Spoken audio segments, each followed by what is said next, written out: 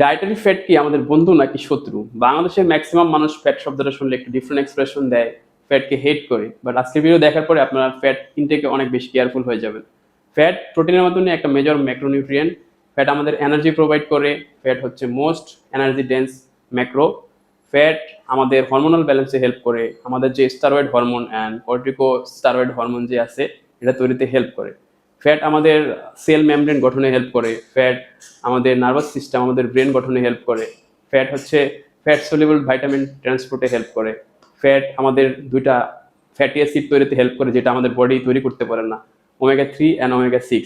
ফ্যাটের আরও অনেক ফাংশন আছে, কিন্তু এইগুলো হচ্ছে গুরুত্বপূর্ণ, আপনাদের সাথে শেয়ার করলাম। যেমন দেখেন, আমাদের যেই সেক্স হরমোন, এগুলো নিয়ে কিন্তু অনেক প্রবলেমে থাকে, তো এটা কিন্তু ফ্যাটের অনেক ভূমিকা এটা তৈরিতে। তো আপনারা এটা ইনটেকে খুবই সচেতন থাকবেন। এক একজন মানুষ অনুযায়ী এক একজনের এক এক রকমের ফ্যাটের রিকমেন্ডেশন থাকে।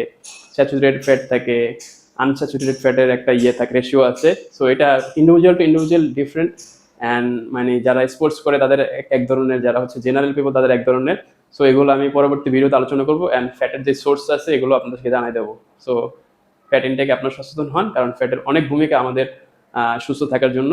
সো এটা হইতে হবে আইডিয়াল। সো টেক কেয়ার, আসসালামু আলাইকুম।